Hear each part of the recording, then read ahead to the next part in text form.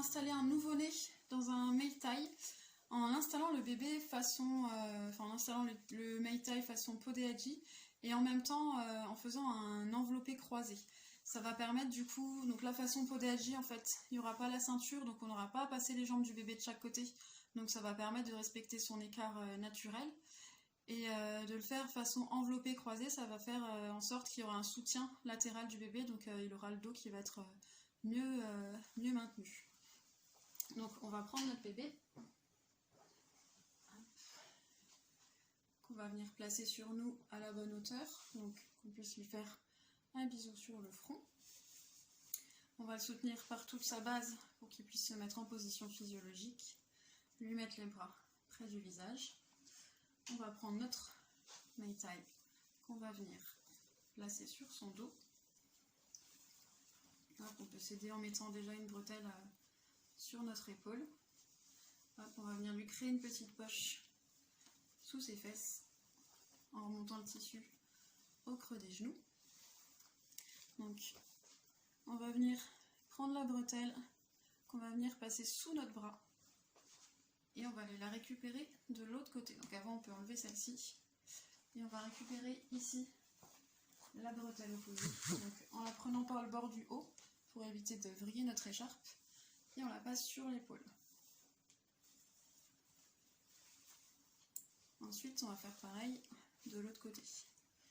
Donc la bretelle qui est ici, on va venir la passer sous notre bras en prenant le bord du haut. On la ramène de l'autre côté et on va la chercher avec le bras opposé.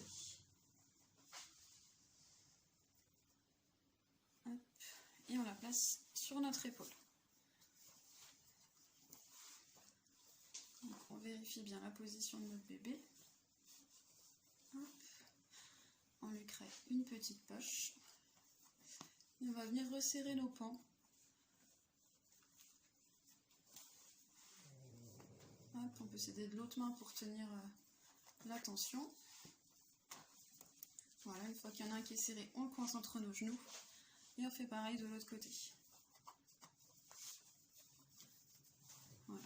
Donc là, du coup, on a les deux pans qui passent de chaque côté du bébé qui vont lui offrir un meilleur soutien au niveau du dos. On va venir croiser sous ses fesses. Et ensuite, on va faire un petit twist pour éviter de repasser le tissu sur ses genoux. Et donc le twist, on va le passer plus bas que ses pieds. Et ensuite, on fait un double nœud derrière. Donc là, on vérifie qu'il a bien les petites mains près de son visage. Hop. Qu'il a le visage dégagé. Bon, avec le pull, c'est pas l'idéal.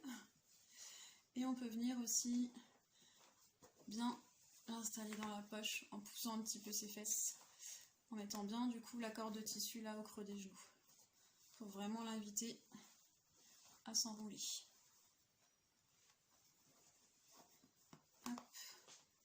Voilà, donc là les pieds sont pas du tout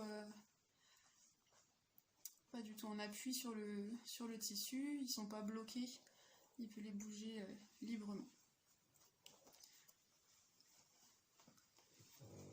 Hop. Voilà.